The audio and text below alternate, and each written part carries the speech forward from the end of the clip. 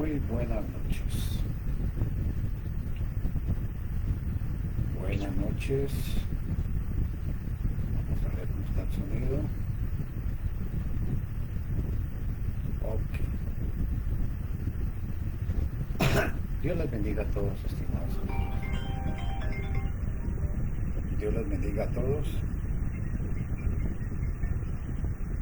estimados amigos.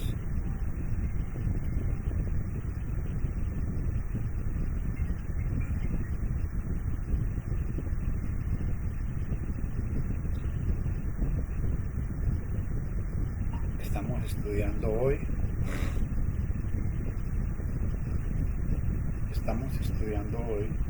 Sobre la iglesia. Les invito para que todos tengan una Biblia en mano. A ver, vamos a ir ubicándonos.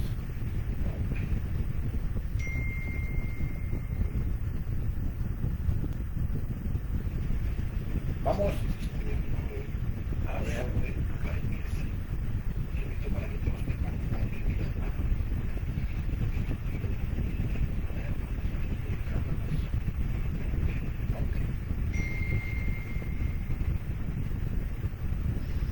El pasaje que vamos a empezar a estudiar hoy está en el libro de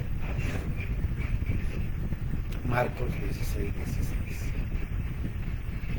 Pero espero que no me puedas para que me puedan escuchar mejor. El pasaje que vamos a empezar a estudiar hoy está en el libro de Marcos 16:16. Vamos a ver. Aló. Estoy tratando de mejorar el sonido.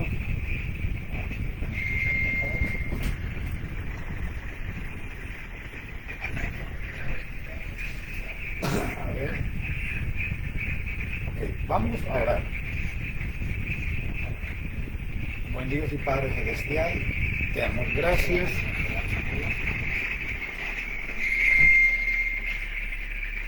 Y te imploramos que conforme a tu voluntad nos ayudes.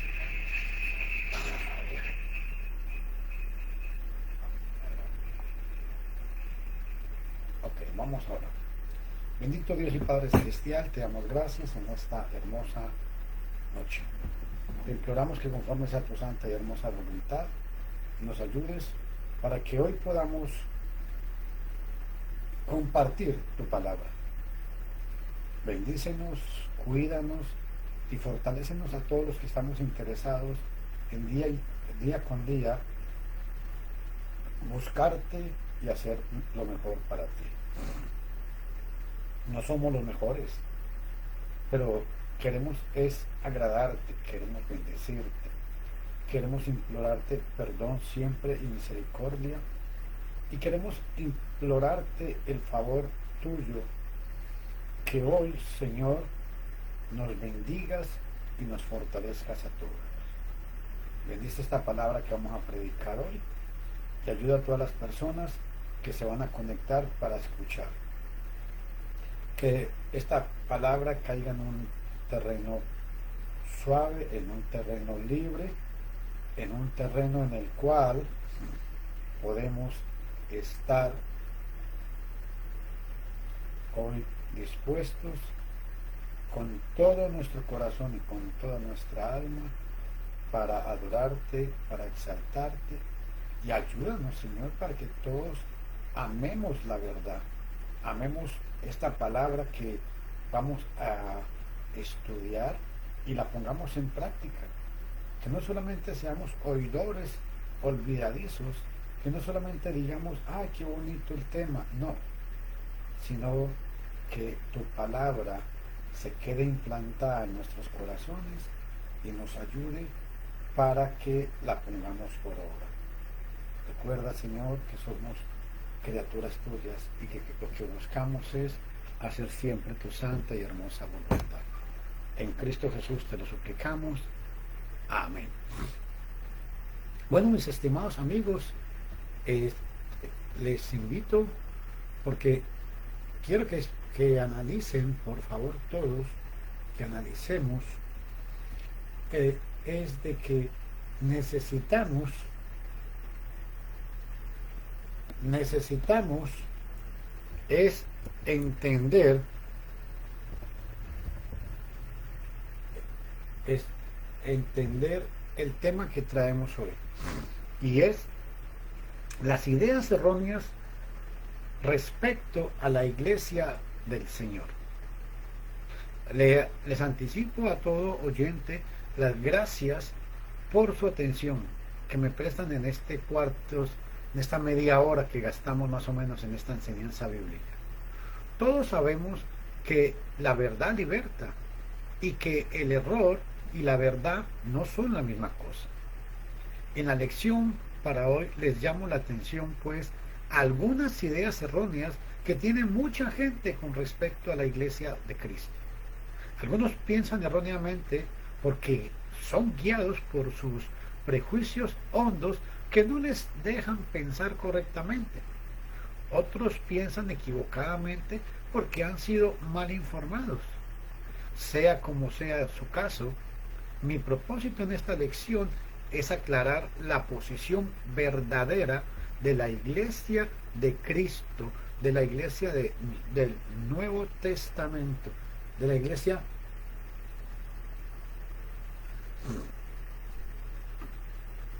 iglesia novotestamentaria. Ahora, es importante entender otro dato muy relevante, mis estimados amigos. La Biblia dice, la palabra de Dios enseña, Jesús dijo, y yo también te digo que tú eres Pedro, y sobre esta roca edificaré mi iglesia. Edificaré mi iglesia. El punto aquí entonces es, entremos a analizar sobre esto.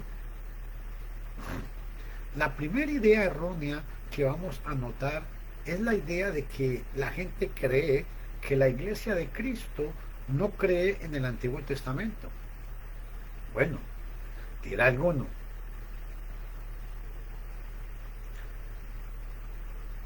¿por qué creen tanta gente que así es con la iglesia de Cristo? Una pregunta. ¿No dicen ustedes que no debemos seguir el Antiguo Testamento? ¿No están siempre citando palabras de Pablo y nunca las de Moisés? Amigos, estas son buenas preguntas y ahora pasamos a contestarlas. Datos importantes.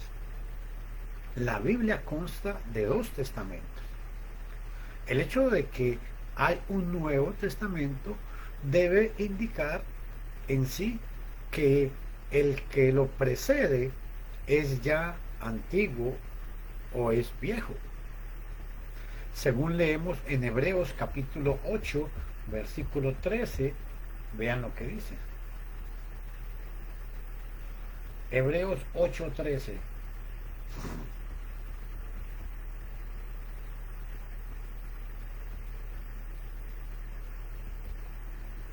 Y preste mucha atención, por favor, dice. Bien, si usted lee el contexto, el escritor viene hablando y cita la profecía de Jeremías 31 al 33, y concluye y dice, al decir nuevo pacto, da por viejo al primero, da por viejo al primero, y lo que es dado por viejo se envejece y está cerca a desaparecer.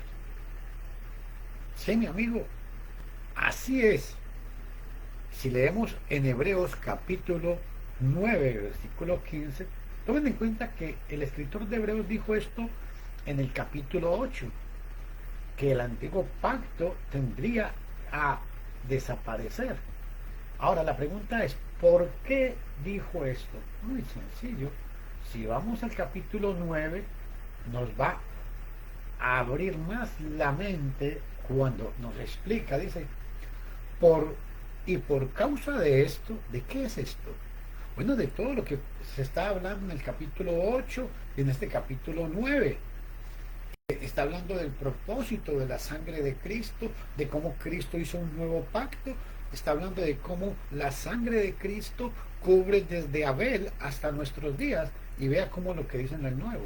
Por causa de esto, Él es mediador del nuevo pacto, está hablando del Señor, para que interviniendo muerte, presten atención a esto, para que interviniendo muerte,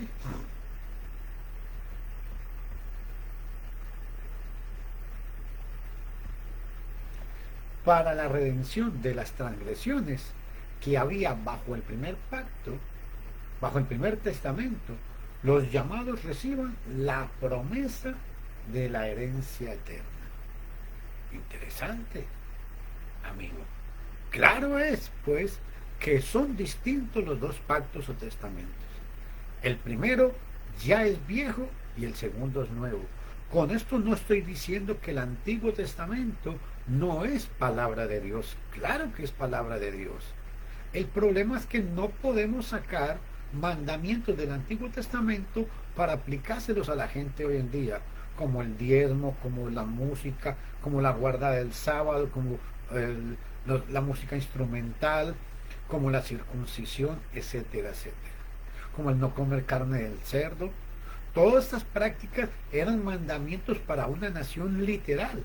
Entonces esos mandamientos no los podemos aplicar a los cristianos hoy en día.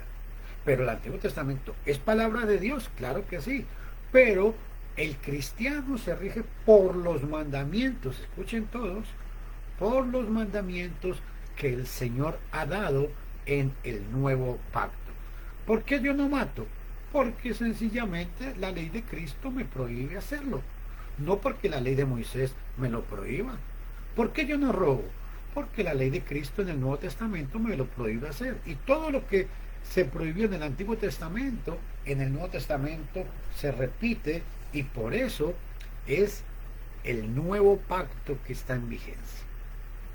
Cristo derramó su sangre por el nuevo pacto. Y esto es muy importante, mis estimados amigos. Este es un gran punto que todos tienen que prestar mucha atención.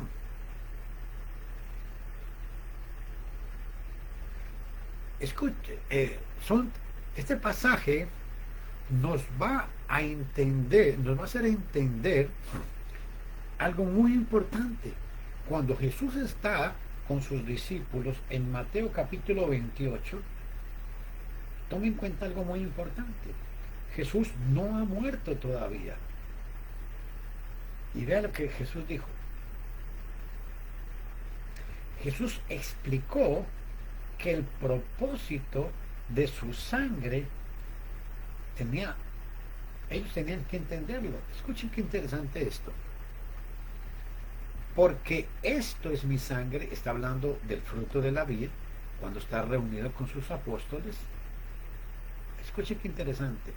Esto es mi sangre del nuevo pacto. Les explico por qué. Porque cuando Moisés consagró al pueblo, mató una becerra y la sangre la derramó sobre la congregación y sobre los sacerdotes, porque esa era la sangre del pacto hecho con ellos. Y es muy importante recalcar las palabras de Jesús, porque esto es mi sangre del nuevo pacto. Y escuchen esto, la cual es derramada por muchos para la remisión de pecados. La sangre que Moisés derramó en el Antiguo Testamento no perdonó jamás los pecados de nadie. Es la sangre de Cristo desde Abel hasta nuestros días que cubre con ese propósito. Eso es lo que dice Hebreos 9:15. Ahora, vean lo que dice Primera de Corintios capítulo 11,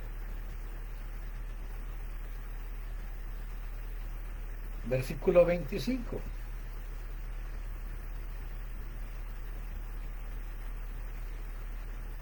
Así tomó también la copa después de haber cenado, diciendo, esta copa, está hablando Pablo, inspirado por el Espíritu Santo, y está repitiendo las palabras de Jesús. Esta copa es el Nuevo Testamento en mi sangre. Y escuchen qué interesante. Haced esto todas las veces que la bebáis en memoria de mí. ¡Qué tremendo!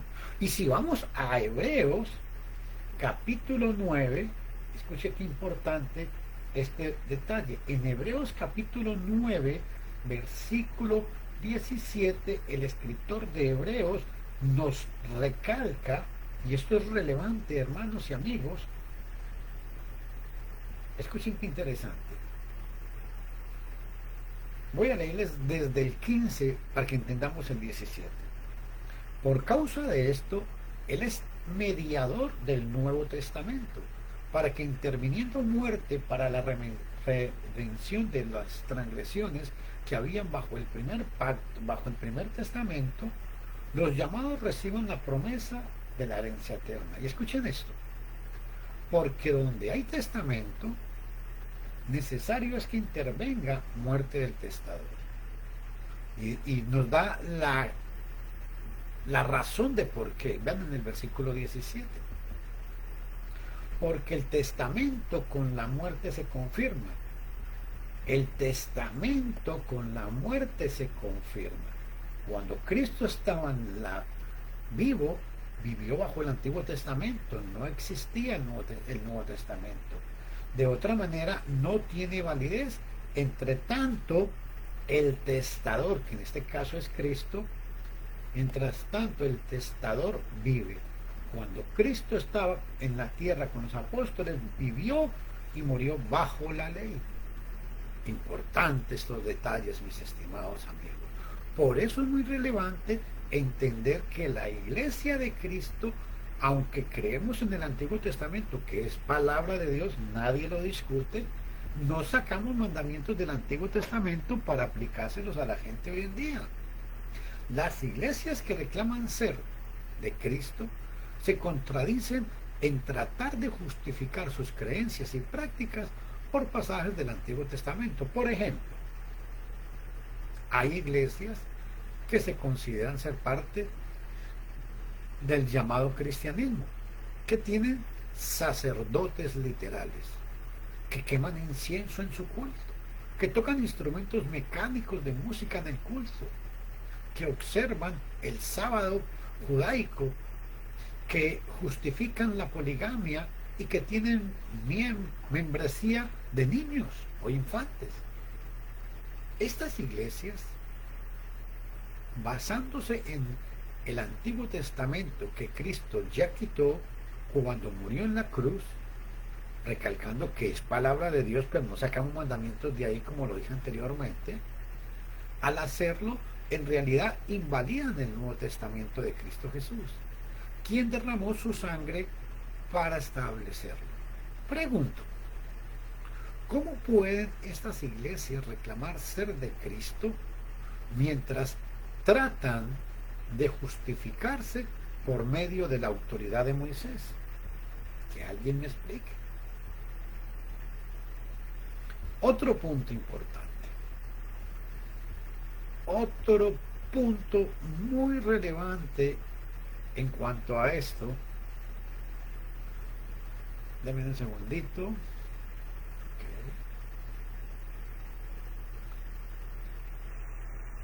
Ok. Mis amigos, la iglesia de Cristo cree en el Antiguo Testamento, pero no nos basamos en su autoridad ya pasada, ya quitada por Cristo en su cruz.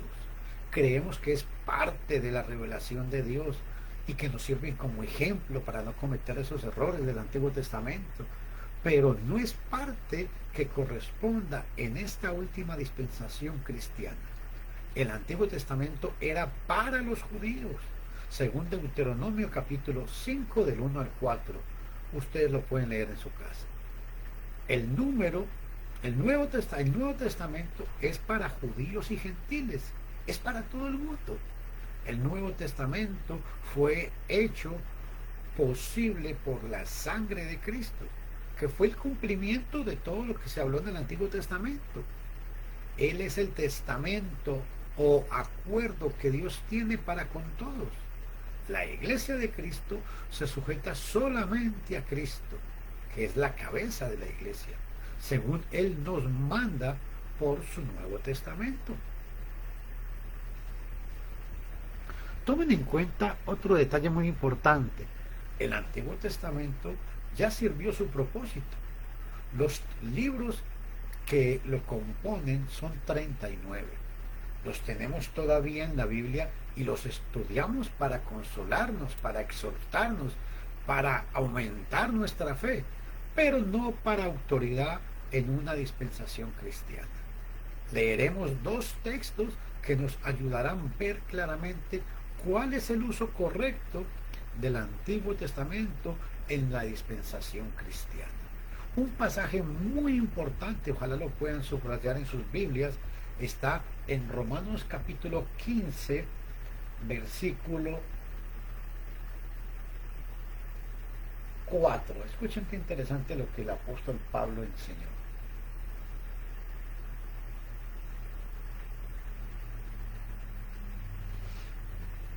Hablando del antiguo pacto. Porque las cosas que antes fueron escritas para nuestra enseñanza fueron escritas, para que por la paciencia y la consolación de las escrituras tengamos esperanza. Importante este detalle. El Antiguo Testamento en la iglesia del Señor produce esperanza para no cometer esos errores que cometieron en el Antiguo Testamento los judíos. Ahora vea otro punto importante. ¿Por qué es importante? Y claro que es palabra de Dios el Antiguo Testamento. Pero ahora qué interesante lo que dice Primera de Corintios capítulo 10 versículo 11. Y todas estas cosas les acontecieron como ejemplo, está hablando de los judíos del Antiguo Testamento, y están escritas para amonestarnos a nosotros. Oye el propósito que tiene esas palabras del Antiguo Testamento, sobre quienes los fines de los siglos han venido. Así que el que piense estar firme, mire que no caiga. Uno aprende grandes lecciones cuando estudia el Antiguo Testamento. Cuando estudia el Antiguo Testamento, aprende grandes lecciones al estudiar la palabra de Dios en el Antiguo Testamento. Lecciones que le pueden ayudar a su vida, a su vida paciente de cristiano.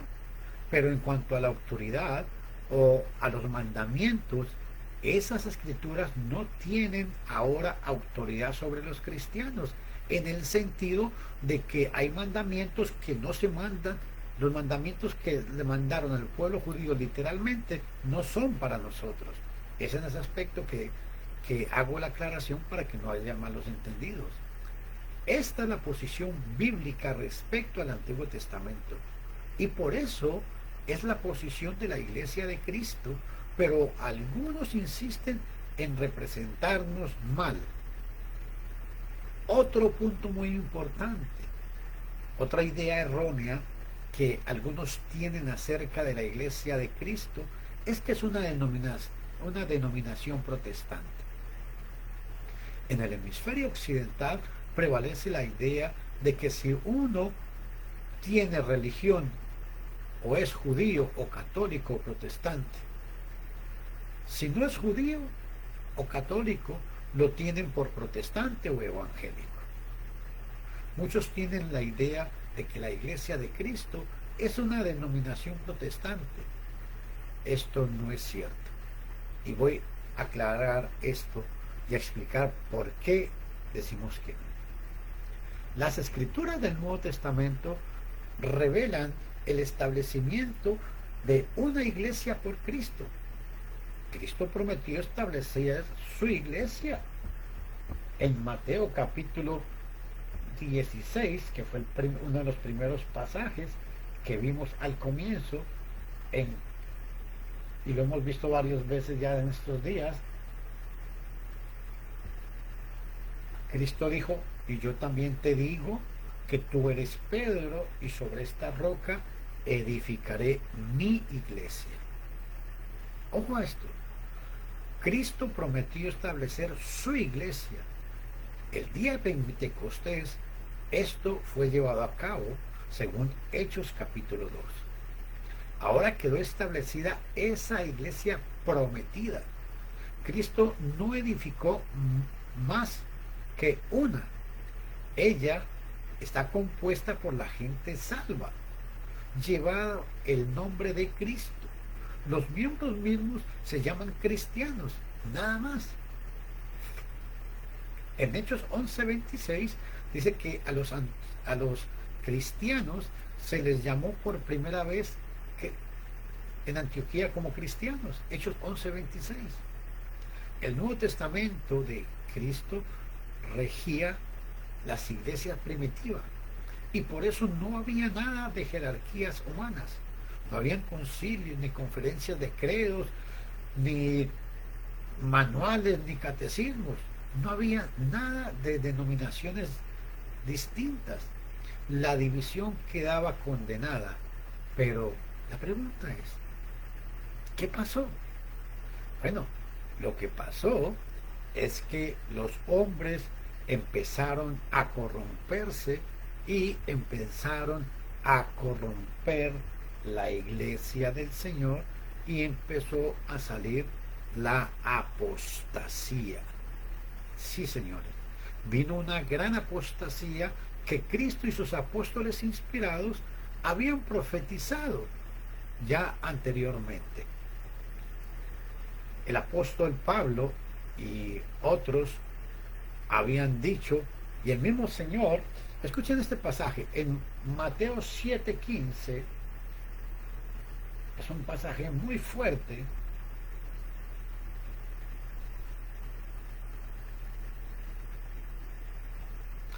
Dice el Señor, guardaos de los falsos profetas que vienen a vosotros vestidos de oveja, pero por dentro son lobos rapaces.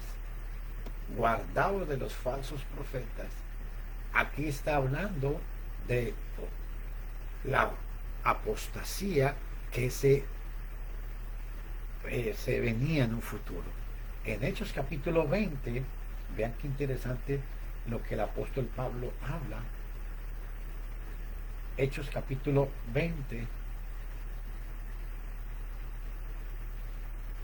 en el versículo 29 y 30, escuchen qué interesante, por favor. Dice, voy a leerles desde el 29. Por tanto, mirad por vosotros y por todo el rebaño en que el Espíritu Santo os ha puesto por obispos,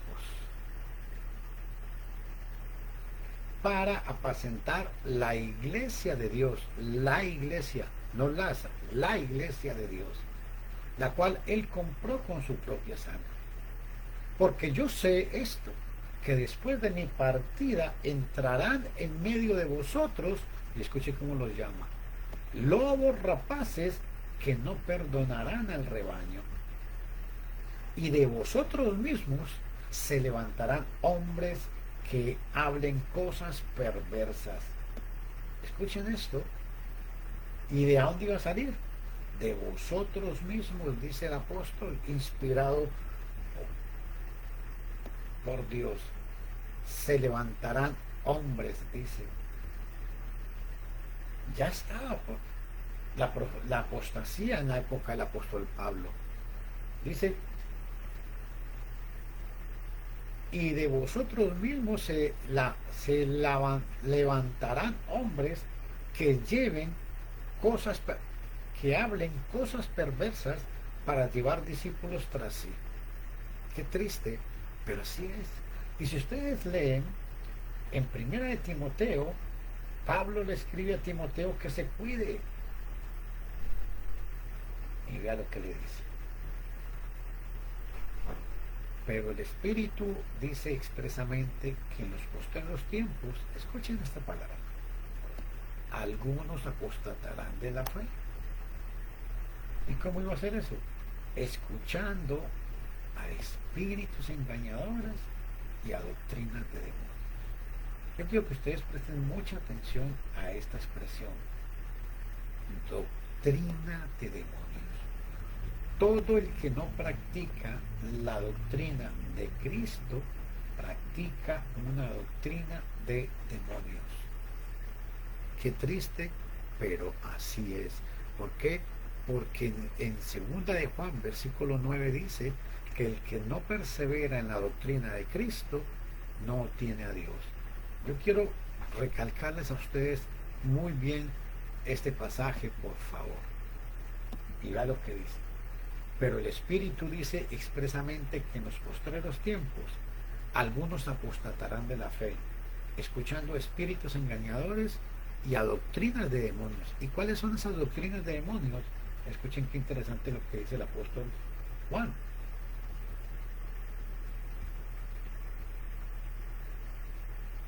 Escuchen qué duro. Cualquiera que se revela y no persevera en la doctrina de Cristo, no tiene a Dios. Y el que persevera en la doctrina de Cristo, el tal tiene al Padre y al Hijo.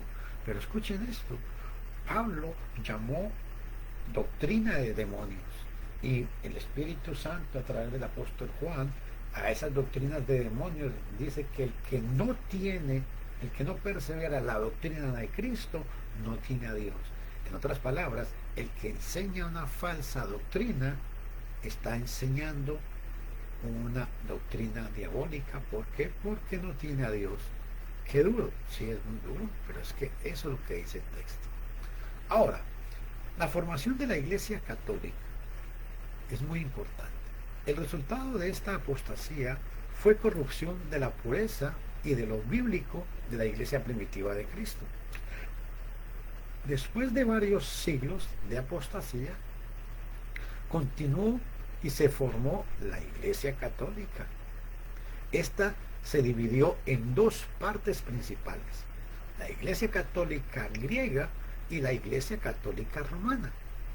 En la parte occidental del mundo ha prevalecido la Iglesia Católica romana, mientras en la parte oriental ha prevalecido la Iglesia Católica griega. Después de esta gran apostasía, que se cree que es como a partir del siglo VI, siglo VII, que es donde por primera vez sale la Iglesia Católica con su papado, y que es el Bonifacio III, ya después aparece lo que es después de muchos siglos de dominio por parte de Roma, de la Iglesia Católica Romana. En la parte occidental del mundo surgió un movimiento de protesta contra algunos abusos doctrinales de Roma. Como resultado de este movimiento nacieron muchas iglesias llamadas protestantes, la mayoría en Estados Unidos o en Inglaterra, y eran llamadas protestantes o evangélicas. Estas muchas iglesias protestantes comenzaron a llevar los nombres de los reformadores o de sus prácticas predilectas. Cada iglesia nació dando énfasis a cierto punto o puntos doctrinales. Por eso estas iglesias están divididas.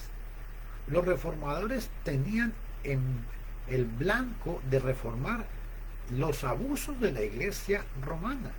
Ellos no pretendieron formar sectas, ellos pretendían era reformar la Iglesia Católica Romana, pero esto era imposible. Como consecuencia tuvieron que dejar la Iglesia de Roma y establecer las diferentes denominaciones. Otros hombres, viendo las corrupciones de Roma y las divisiones, y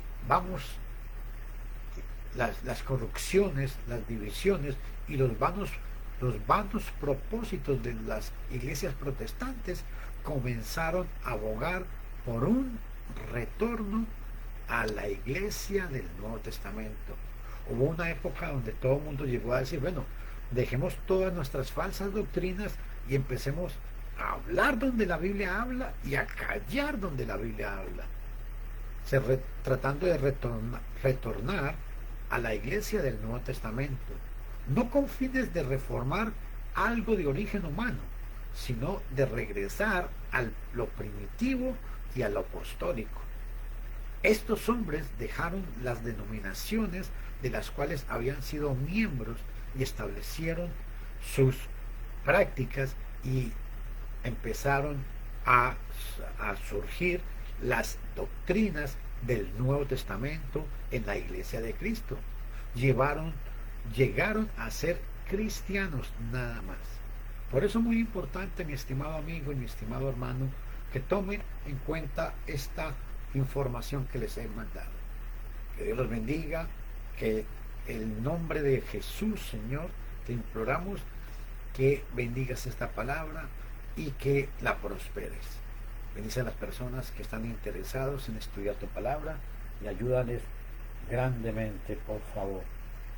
Te lo suplicamos en Cristo Jesús. Amén.